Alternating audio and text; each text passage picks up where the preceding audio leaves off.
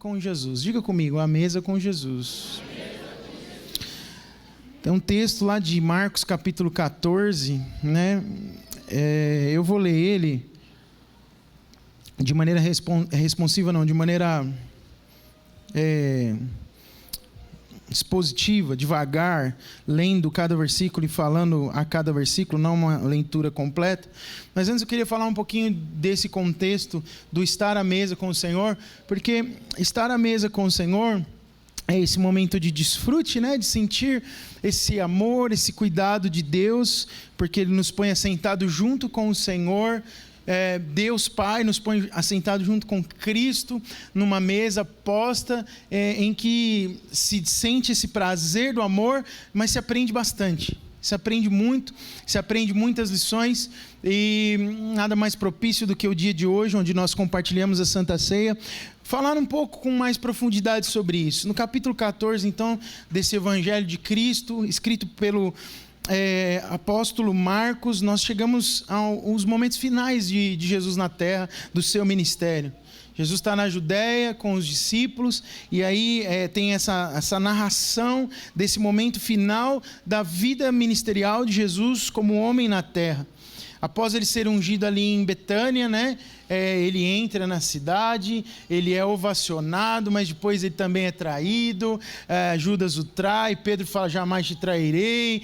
E ele fala, olha, ainda que depois que o galo cantar a terceira vez, você vai me negar. As pessoas se revoltam contra Jesus. Esse é o contexto final da história dele como homem aqui. E ele vai para Jerusalém fazer uma coisa especial, participar daquilo que nós conhecemos como última ceia. Celebrar no tempo da grande festa da Páscoa a última ceia. Esse encontro foi conhecido como a última ceia, mas era um encontro de mesa, de Jesus sentando com os seus discípulos para comer uma última refeição, celebrando uma festa importante aos judeus, mas que para o Senhor Jesus, naquele momento, apontava para um significado muito maior, que hoje nos é dado conhecer, mas que para os discípulos era só o início, só a pontinha de um novelo que vinha a ser desenrolado na sequência. A última ceia, então, foi essa refeição. Segundo os evangelhos, Jesus ele divide com os discípulos em Jerusalém antes da sua crucificação.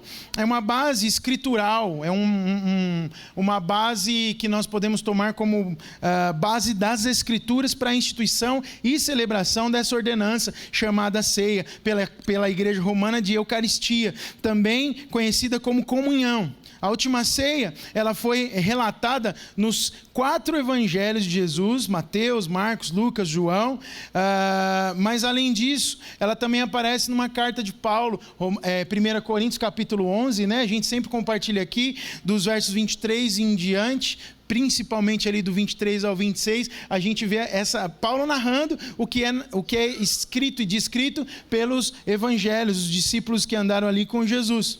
Mas na primeira epístola aos Coríntios, há uma primeira menção de a última ceia.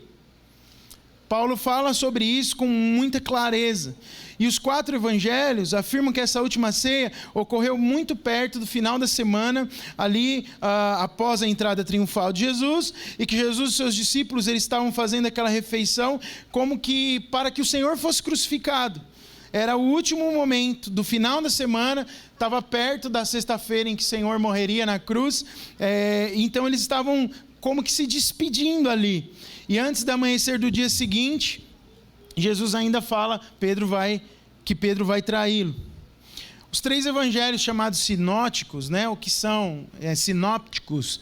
O que são esses 3 evangelhos? O que quer dizer isso, né? Sinóticos? É que eles têm eles explicam um assunto entre si. Mateus, Marcos e Lucas explicam bem essa história de Jesus, dessa última ceia. Eles são complementares e explicam esse todo. Então você percebe que esses 3 evangelhos sinóticos e também a primeira epístola aos Coríntios incluem um relato do quê? Dessa instituição de uma ceia memorial. Uma ceia que é para lembrar, na qual Jesus ele reparte pão com os discípulos e diz o quê? Este é o meu corpo. Diga aí, este é o meu corpo. E o evangelho de João não inclui essa parte de Jesus repartindo pão, né? ele não completa a história. E João, mas ele acrescenta coisas preciosas, né? Ele afirma que Jesus lavou os pés dos discípulos e deu um novo mandamento aos discípulos. Olha que lindo, né? Mateus, Marcos e Lucas, eles se completam na contação dessa história que hoje é base para nós cearmos essa ceia memorial, e o apóstolo Paulo reforça isso. Mas João, que também foi aquele que caminhou com Jesus, o chamado amigo, né, do peito, talvez o discípulo mais jovem que andou com o Senhor, ele fala: olha, Jesus parte o pão e diz: esse é o meu corpo. Vamos lavar. Jesus lavou os pés dos discípulos, isso é o que João fala, e ele fala assim, Jesus disse: eu tenho um novo mandamento para vocês. Essa foi a visão dele. Quando estávamos reunidos para a última ceia, ele diz assim: ame os outros como eu vos amei.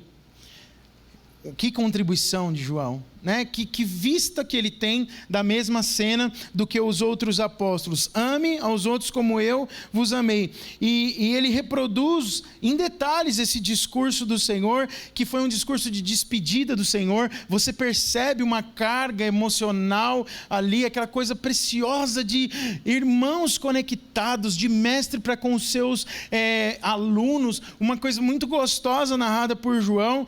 E ele fala, numa das partes do discurso de Jesus, ele destaca que Jesus fala para eles: olha, eu já não chamo mais vocês de servos, mas a relação está tão boa, tão próxima, que eu chamo vocês de amigos.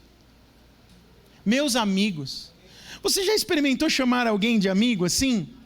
Eu tenho alguns pastores, a gente tem, que são amigos meus, e a gente sempre, por muito respeito, se trata como pastor, né? Eu acho até importante isso, tratar as pessoas de acordo com a honra ali, enfim. Mas a gente tem tentado se tratar de amigo, ou meu amigo fulano de tal. E às vezes a gente não tem essa prática de olhar no olho de alguém e falar assim: ô meu amigo André, né? Parece até uma formalidade, mas chamar alguém de amigo carrega um significado muito profundo, né? Amigo é coisa para se guardar do lado esquerdo do peito. Aonde? Dentro do coração, porque é coisa rara. Já dizia a canção, né? Tô poético hoje, né? Eu tô apaixonado. Tô apaixonado. Jesus mostrou a paixão dele por mim, eu me sinto amado pelo Pai, eu apaixonei por vocês, irmãos. Então, amigo é uma coisa importante, séria, e como tem escassez de amigos, não é? Dizem, né? Eu já ouvi de pessoas dizerem que você vai passar a vida inteira, vai fazer no máximo 3 e olhe lá. Amigo de verdade, né?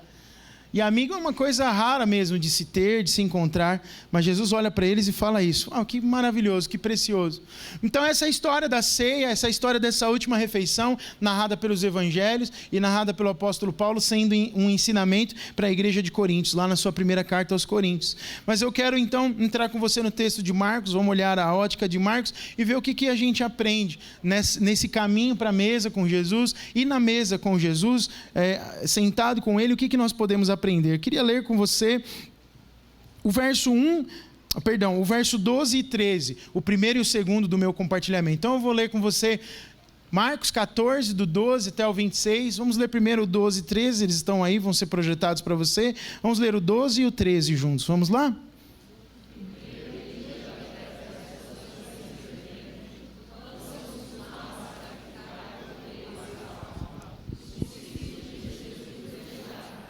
Aonde queres que vamos e te preparemos a refeição da Páscoa? Então ele enviou 2 de seus discípulos, dizendo-lhes: entrem na cidade, e um homem carregando um pote de água virá ao encontro de vocês. Sigam-no. Até aí por enquanto. O caminho então que conduz a gente à mesa do Senhor é uma disposição à obediência. Olha a parte B do verso 12. Aonde queres que vamos e te preparemos a refeição da Páscoa? Os discípulos estavam perguntando para Jesus. Havia uma disposição do coração deles de obedecer o que o Senhor falasse com eles. Então a primeira lição que a gente aprende, assim, no caminho para um momento tão importante de amigos que têm comunhão, que se amam e que vão compartilhar algo tão solene e tão importante, nós temos alguém a quem devemos obediência e quem nos dirá o que fazer. E eles dispõem o coração dizendo: Jesus, mestre, o que nós devemos fazer? Aonde vamos preparar essa refeição da Páscoa? E o verso 13, então ele enviou seus discípulos dizendo: entrem na cidade e um homem carregando um pote de água virá ao encontro de vocês. Sigam esse homem. O Senhor dá uma direção muito clara e aparentemente para nós esquisita.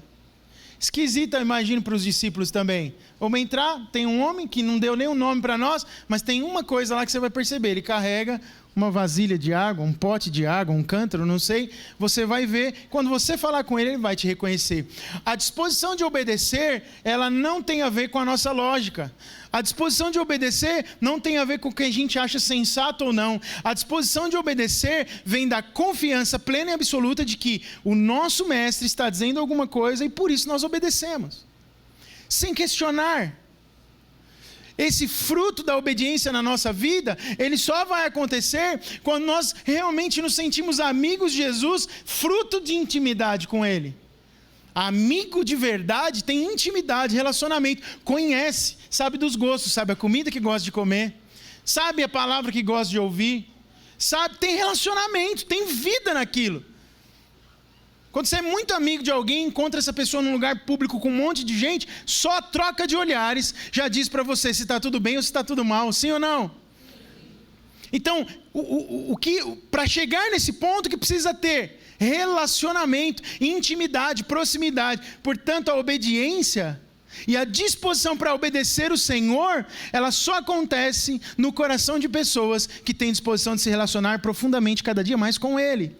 A primeira lição, então, no caminho para a mesa com o Senhor, é ter essa voluntariedade plena e disposição. Jesus não precisou falar: pessoal, tem alguém aqui que pode ser voluntário para preparar a ceia, a mesa da Páscoa? Não. Alguns, com esse coração completamente entregue, pegam e falam: Senhor, o que o Senhor quer que a gente faz? E aí depois o Senhor fala: não é precioso isso? Não é bom quando um pai tem seus filhos em casa, uma mãe tem os seus filhos em casa, e diante de uma necessidade, ou até fora de casa, depois que já estão crescidos, cada um na sua casa, mas os pais precisam de alguma coisa, ao invés de pedir, eles ouvem os seus filhos falando: pai, tem alguma coisa que eu posso fazer por você? A excelência disso é muito maior do que simplesmente a necessidade, e esse deve ser o nosso relacionamento. A segunda coisa que a gente enxerga aqui, que a gente pode atribuir como uma lição para a nossa vida, está no verso 14, no próximo slide, leia aí comigo. E digam: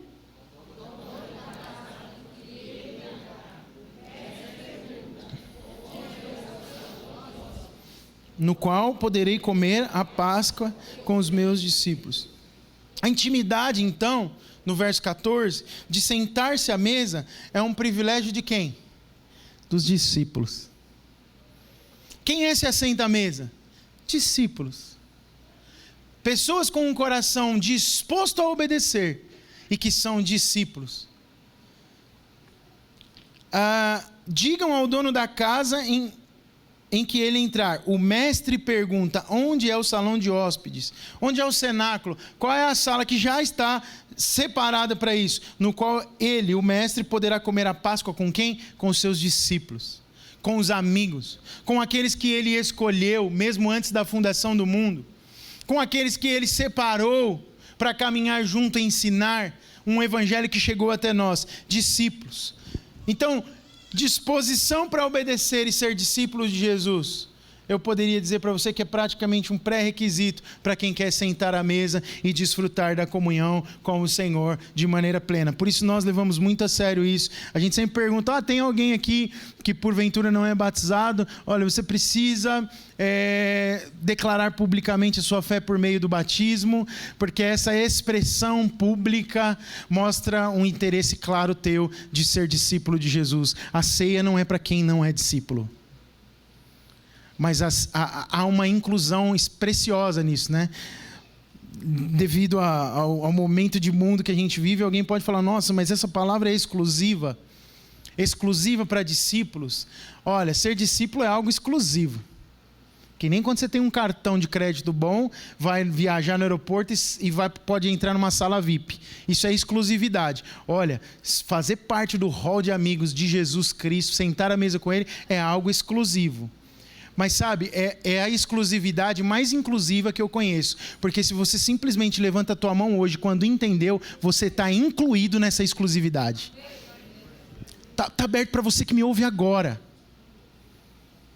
Basta você entender o sacrifício de Jesus, entender o que é o batismo, você se batiza e você participa da mesa, porque os braços do Pai vão estar abertos para você a qualquer momento. Não tem a ver com um curso que eu possa te dar, um ensinamento, não. É uma revelação aqui, ó, dentro do coração, que quando você acorda de manhã, você fala, uau, eu sou chamado de, eu sou exclusivo, sou filho de Deus, e tem um monte de gente que é separada para isso, discípulo amado de Jesus Cristo, Filho de Deus. Isso enche o meu coração. Tomás de Aquino, um teólogo da Igreja Católica, lá em 1200 e qualquer coisa, século 13, é isso, né?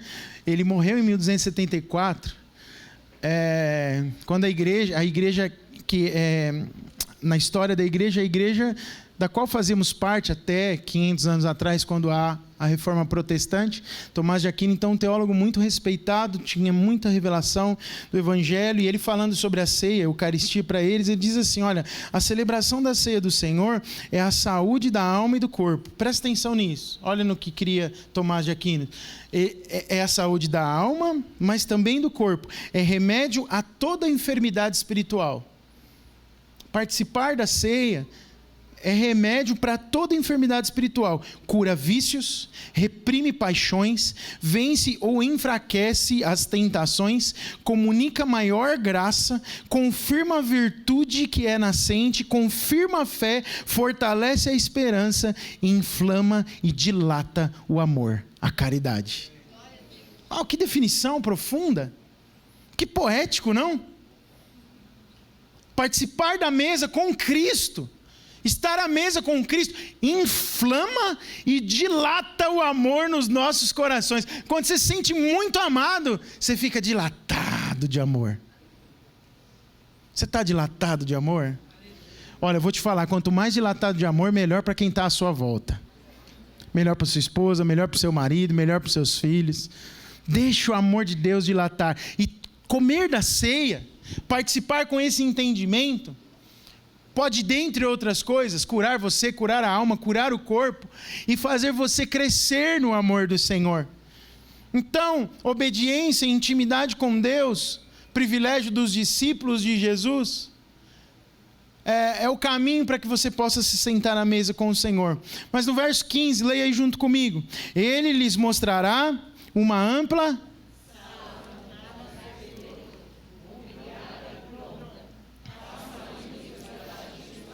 Jesus está dizendo para os discípulos, olha, ele vai mostrar um lugar para vocês, é amplo, é num lugar superior, está mobiliada, está pronta, só precisa pôr a mesa e organizar as coisas.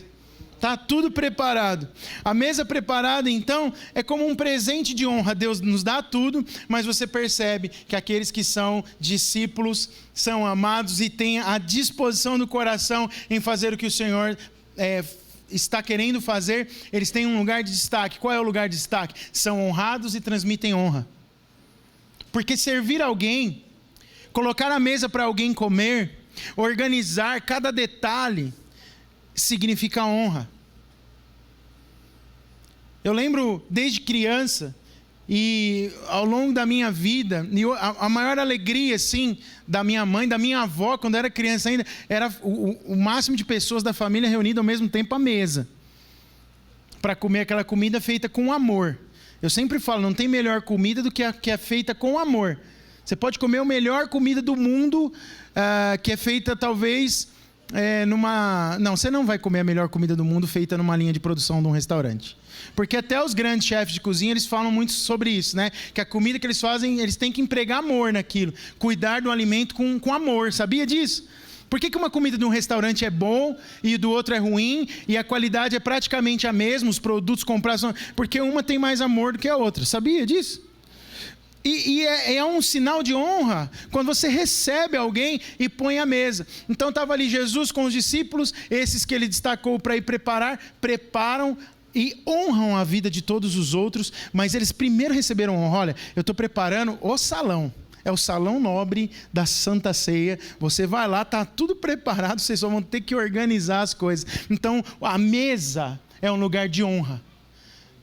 Nós precisamos ter essa consciência. Se você está sentado à mesa com Jesus, você está sendo honrado por Ele. E no verso 16 diz assim: os discípulos se retiraram, leia comigo, entraram na cidade e encontraram tudo como Jesus lhes tinha dito, e prepararam a Páscoa. O que aconteceu? Eles entraram na cidade e tiveram vários problemas, porque não encontraram um homem de cara. Foi isso que aconteceu?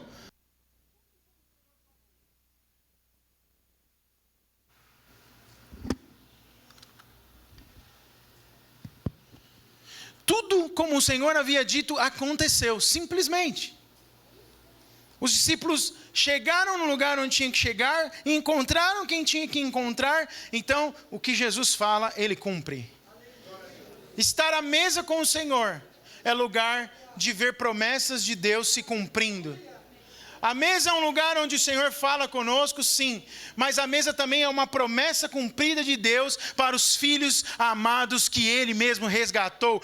Estar assentado à mesa é tomar posse da promessa de Deus para os seus filhos. Glória a Deus! E os versos 17 e 18, continuando.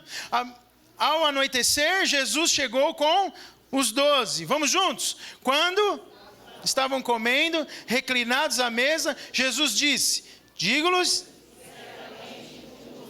me trairá alguém que está comendo comigo.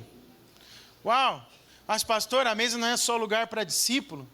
Jesus tinha escolhido até aquele que o trairia. Jesus tinha trazido ele para perto. Jesus falou: venha andar comigo. E nos versos anteriores ao 12, que eu comecei lendo com você, tem toda a narrativa da traição de Judas, o dinheiro que ele recebe, a persuasão que ele recebe dos líderes religiosos. Estava a traição toda preparada e o Senhor já sabia. Então o Senhor chega nesse momento e Ele sabe: olha, digo que certamente um de vocês vai me trair, alguém que está comendo comigo. Então a mesa do Senhor, preste atenção nisso, o Senhor não exclui até o traidor, mas Ele confronta a mesa. Quando você está se relacionando com o seu amigo Jesus, o lugar de comunhão e de máxima comunhão que nós podemos ter com o Senhor é um lugar de confronto contra o pecado. É um lugar de mostrar para nós e nos dar oportunidade, ainda mais, você vai ver no próximo versículo, para a mudança. Mas a mesa é um lugar de confronto contra o pecado. Jesus não excluiu ele da ceia porque ele estava em pecado, porque ele já tinha corrompido seu coração. Mas na ceia, Jesus dá ele a oportunidade de mudar o rumo da história. E confronta claramente o pecado. Ele joga aquela frase com muita clareza e ele diz quem era: é quem está do meu lado, botando a mão comigo no prato, comendo junto comigo. E o verso seguinte, o verso 19, vamos até a metade do 20, diz assim: eles ficaram tristes e por um lhe disseram, vamos lá? Com certeza não sou eu. Afirmou Jesus: é um dos 12, alguém que come comigo do mesmo prato. Jesus confronta e de novo dá uma oportunidade para aquele que o trairia de se arrepender, de mudar o rumo. Então a mesa é uma oportunidade para se encontrar com o Senhor e mudar. Diga comigo: encontros com Jesus devem promover mudança. Quantos já experimentaram disso? Digam amém. Quando nós temos um encontro com o Senhor, e especialmente estamos sentados à mesa, olha, não significa que sentados à mesa com o Senhor, está tudo resolvido 100%.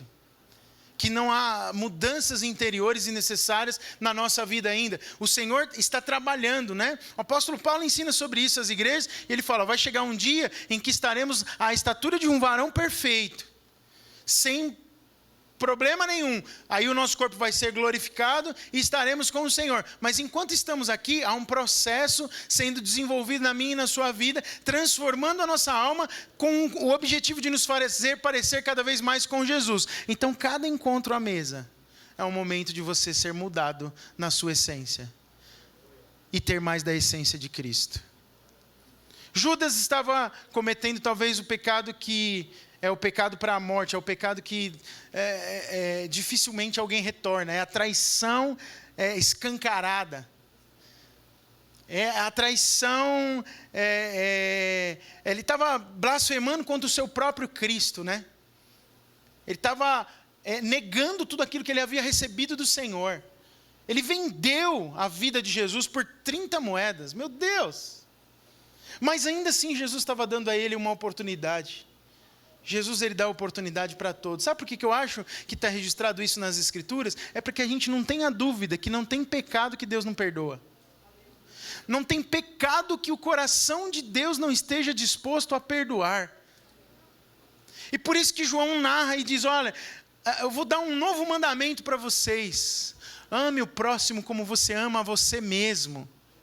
Um novo mandamento eu vos dou, ame. E aí ele ensina isso de forma prática. Lava os pés cascudos de todos os discípulos.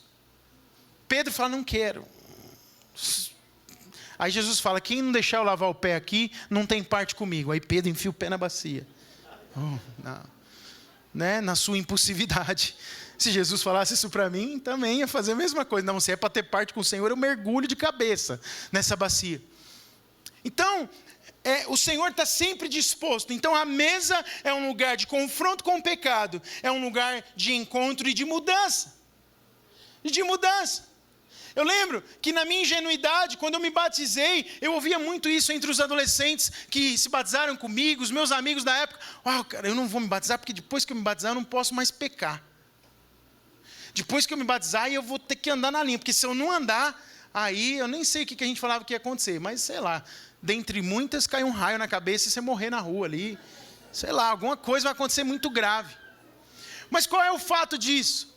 É quando você declara publicamente a sua fé em Jesus Cristo, se assenta à mesa com Ele, o seu coração vai cada dia mais queimando de paixão por Ele, amando porque é amado, entregando o que recebeu, e tudo que nós podemos entregar é o que recebemos do Senhor. O nosso coração é aquecido a cada dia, e assim como nós nos sentimos perdoados por causa desse encontro diário, todo momento com Ele, nós conseguimos também liberar perdão, perdoar pessoas e ver a mudança na vida de pessoas. Cheiramos Jesus, porque estamos impregnados nele, e porque as pessoas cheiram Jesus em nós, elas também são abençoadas e recebem do Senhor. É uma grande mesa, nós estamos aqui diante de uma grande mesa, onde há confronto contra o pecado. Sim, abandone o pecado se você está em pecado. Se você tem tido prazer no pecado, hoje é um dia que o Senhor fala com você. É hora de virar, é o turning point. Vira a chave, muda a história, porque Deus está trazendo uma palavra de confronto para você, mas esse lugar de confronto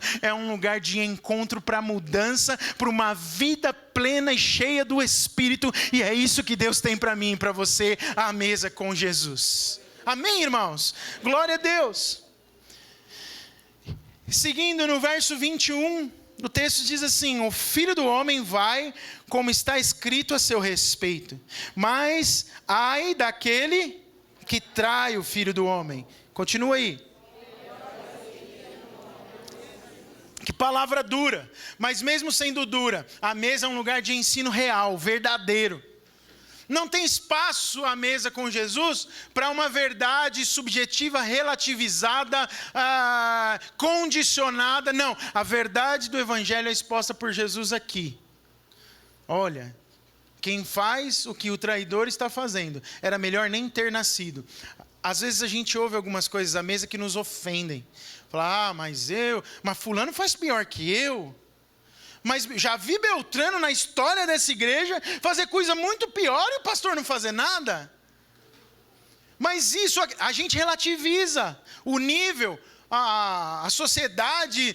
O que Jesus está dizendo aqui é muito claro. Então nós precisamos olhar para quem? Como o apóstolo Paulo fala lá em 1 Coríntios 11, no verso 30 e 31. Para nós mesmos, se julgue a si mesmo, mas receba todo o confronto da palavra para si, e faça o que precisa ser feito a respeito de si, e não julgue os outros, nem do presente, nem do passado, tampouco do futuro, que você não sabe o que vai acontecer, mas anda, aleluia, no caminho que tem que andar. vive aquilo que precisa ser vivido. A mesa é lugar de ensino verdadeiro. Isso não fala que o Senhor também está com o chicote na mão, está com o raio apontado para você e quer que você vá para o inferno. Não, Jesus disse isso: olha, eu vim para salvar. Mas Ele veio para salvar e com essa missão de salvar, Ele pregou algo real, verdadeiro, sincero, do coração do Pai para o coração dos homens. E essa palavra chegou até nós. E a verdade do Evangelho é que se você ama o pecado, mora no pecado, habita no pecado, construiu um triplex no pecado, não quer sair do pecado, é que você não entendeu o amor de Deus, portanto você não está nem salvo. Quantos me entendem? Digam amém. O pecado não pode ser um lugar de morada. O pecado, na pior das hipóteses, pode ser o lugar em que você caiu, mas se levantou, porque foi confrontado, se encontrou com Jesus e a sua vida está mudando. Amém? Amém? Glória a Deus. Glória a Deus. Os versos 22 e 24 diz assim: enquanto comiam, Jesus tomou o pão, deu graças. Diga comigo, deu graças. Leia junto agora. Partiu e deu aos discípulos, dizendo: tomem, isto é o meu corpo. Em seguida, tomou o cálice e fez o quê? Deu graças. Diga, deu graças.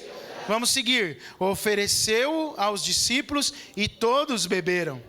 E lhes disse: isto da aliança, que é derramado em favor de muitos. Numa outra tradução, a ARA, e acho que a ARC também, tá? Esta é a nova aliança do meu sangue. Um novo pacto. Liga o ar para mim aqui, por favor. É um novo pacto, uma nova aliança. Quero falar rapidinho sobre essa ceia institucionalizada, ou ensinada por Jesus rapidamente, narrada aqui nos versos 22 a 24. Em primeiro lugar, há um símbolo nesse pacto. Nos versos 22 e 23 a gente vê isso.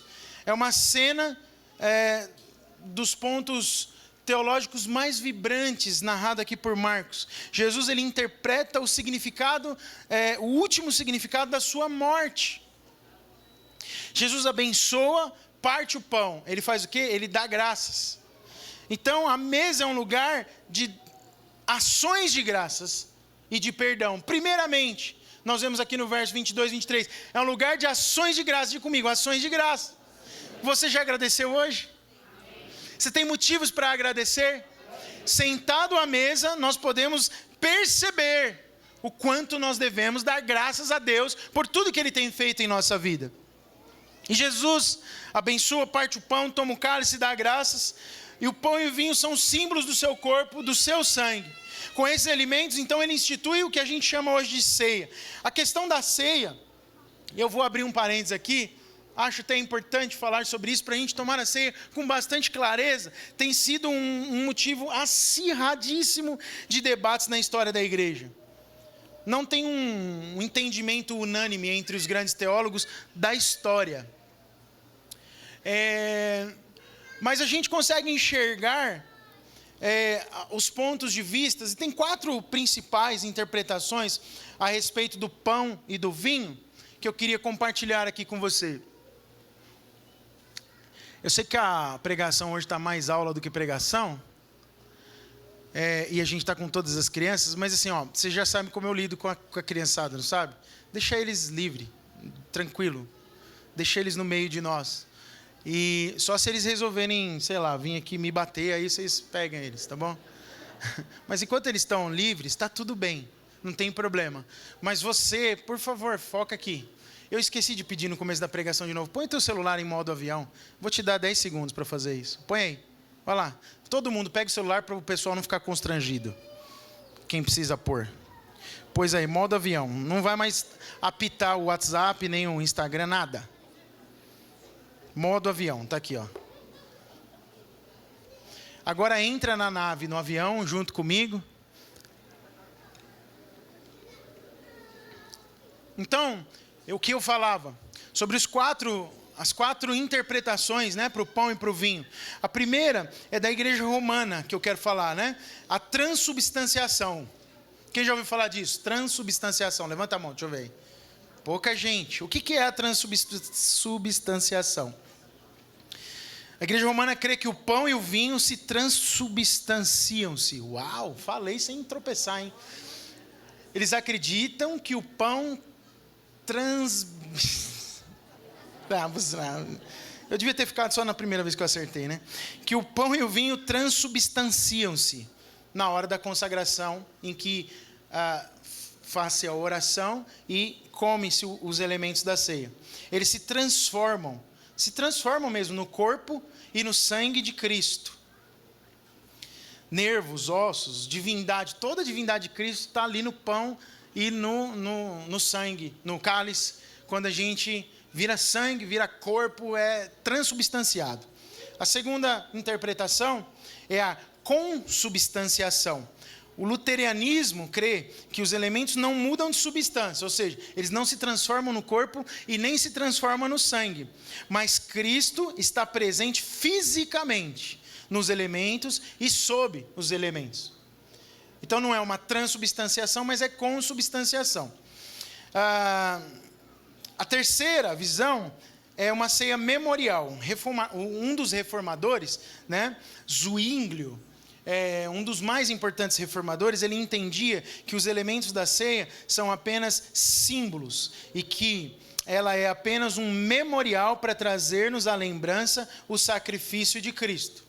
Um memorial para trazer à lembrança o sacrifício de Cristo. E o calvinismo crê que é um meio de graça. Essa é a quarta visão.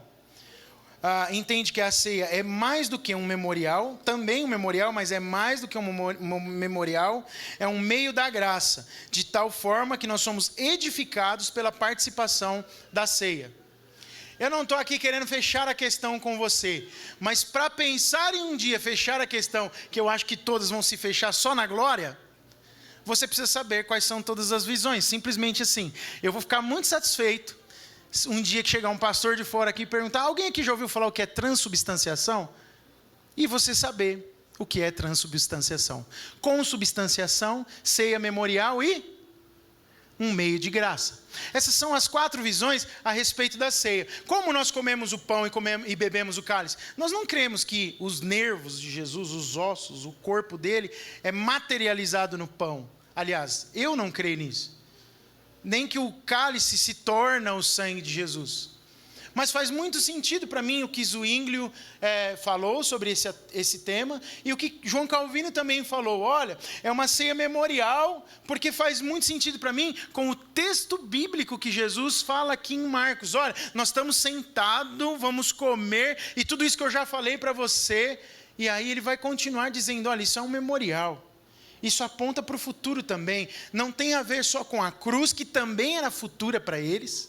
Para nós é passada. Mas para os discípulos, na hora que Jesus estava ensinando sobre isso, era uma ceia futura. E para o apóstolo Paulo já era um momento passado, mas que apontava para um futuro ainda, que é explicado por Jesus. Então é um meio da graça de Deus ser transmitida, pelo qual nós somos edificados, e quando nós participamos não é só memorial, mas nós também somos abençoados. E aí eu concordo com Tomás de Aquino, nós recebemos muito de Deus quando nós participamos da ceia, somos curados física e espiritualmente, curados na nossa alma, recebemos de Deus e recebemos poder da graça de Deus sobre nós, porque nós fazemos algo sabendo o que estamos fazendo.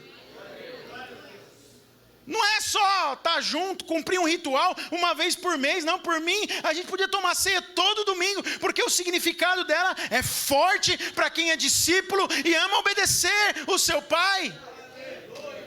Glória a Deus. Então esse é um primeiro aspecto da ceia, mas chamado também de pacto, né? Traduzido também como pacto. Mas no verso 24 a gente vê o significado. Jesus, ele diz o que quando ele está com o cálice na mão? Ele diz: esse cálice é o novo testamento do meu sangue, ou é a nova aliança. É uma nova aliança. É comum na religião judaica essa palavra pacto. E a base da religião judaica, ela consistia no quê? Num Deus que havia entrado em um pacto com o seu povo, por meio da lei. E a aceitação do pacto lá no Antigo Testamento, registrado lá em Êxodo 24, depois você pode olhar, dependia inteiramente de Israel guardar a lei. tinha que guardar a lei, para o pacto ter validade. A quebra da lei implicava o quê? Na quebra do pacto, na quebra da aliança. Quebrou a lei, quebrou o pacto. Era uma relação completamente dependente de uma obediência à lei. Deus era o juiz, julgava, Deus é juiz, Deus julga, mas no pacto feito no Antigo Testamento, na antiga aliança, dita pela palavra de Deus também, não podia ter falha alguma na vida dos israelitas. E visto que ninguém podia guardar a lei, o povo sempre estava em débito. Todo ano um animal tinha que ser morto, e o sumo sacerdote ia lá, e ele não podia ter pecado, porque senão morria lá, diante daquele ritual de aspersão de sangue. Mas Jesus introduz e ratifica, naquele dia, sentado com os amigos, uma nova aliança. A gente não sabe o que é morrer, por causa do pecado. A gente às vezes anda que nem zumbi. Tem uma série, como é que chama? The Walking Dead. Que os caras andam mortos, é isso, né? Eu nunca assisti, não me atrai muito. Tem crente que às vezes anda que nem os Walking Dead aí. Eu não sei se é bonito ou feio, porque eu não vi nenhum episódio da série ainda. Mas anda morto, né? The Walking Dead é morto andando. Anda que nem morto. Por quê? Porque não experimentou, de fato, uma nova aliança. Anda na morte, mas quando podia andar na vida, tomando para si essa nova aliança que Jesus estabelece lá na ceia, no momento em que ele está com os seus discípulos, com os seus amigos. Uma classe nova de relacionamento entre Deus e o homem é estabelecida nesse momento, que não depende da lei, depende de uma coisa só. Diga comigo, do sangue de Jesus. Essa aliança é feita no sangue de Jesus. O antigo pacto, ele era ratificado com o sangue de quê? De cordeiros, de animais. Mas o novo pacto é ratificado com o sangue de Cristo. A nova aliança firmada no sangue de Jesus, que foi derramada em favor de muitos. Diga comigo, derramada em favor de? Muitos. Derramada em favor de? Muitos. O verso, deixa eu recordar aqui. O verso 24 diz, e lhes disse, isto é o meu sangue, ou o sangue da nova aliança, que é derramado em favor de? Jesus está dizendo isso. Ele falou que era em favor de todos? Ixi, agora eu buguei as mentes aí, hein? O que está escrito aqui? Em favor de? Não é em favor de todos. É em favor de muitos. Eu louvo a Deus porque eu sou um dos muitos. Pergunta a pessoa do seu lado, você é um dos muitos? Um dos tais? Podes tu também dizer, sou um dos tais? Oh, aleluia! Quem sinceramente se sente com essa alegria interior? Falou, yes, eu sou um dos tais. O sangue de Jesus foi derramado em meu favor. Diga um aleluia para abalar o inferno agora. Aleluia! Diga um aleluia uníssono aí, só quem é salvo. Mais um. Pela terceira vez. Aleluia. Aplauda Jesus, porque o sangue dele foi em meu e em seu favor.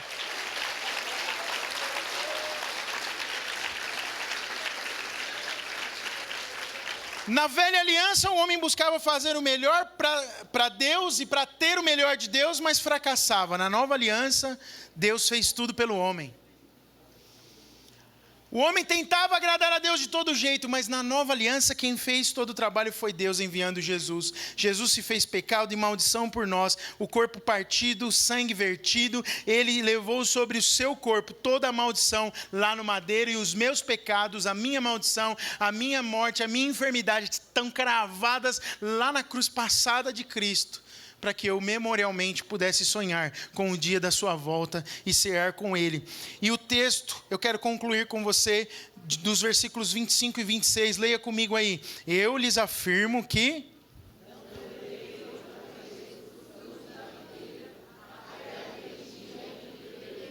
um vinho novo no reino de Deus.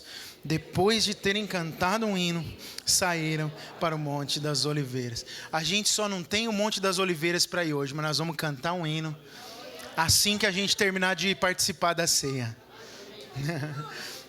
Jesus gostava da música também. E ele sabia que o ambiente da música promovia um mover sobrenatural nos corações. A minha terceira observação e última sobre essa ceia é a consumação do pacto. Primeiro é o símbolo do pacto, depois é o quê? O significado do pacto. E por fim, a consumação do pacto nesse verso 25 que nós lemos. Eu lhes afirmo que não beberei outra vez do fruto da videira até o dia em que beberei o vinho novo no reino de Deus. Isso aponta para o futuro.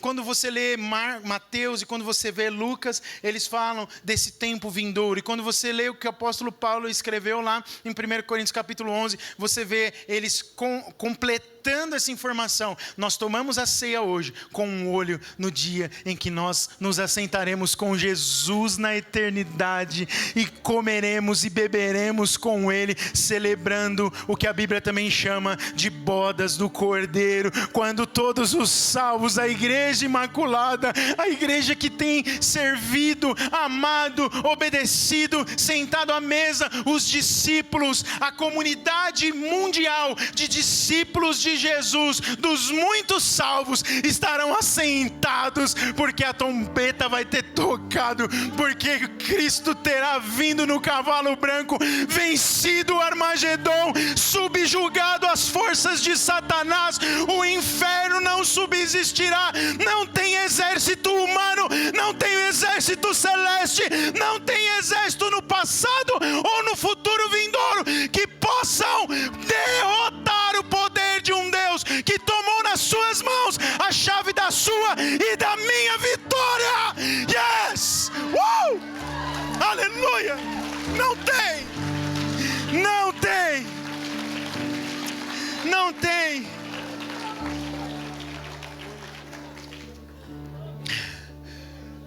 Não tem coisa melhor do que estar à mesa com Jesus.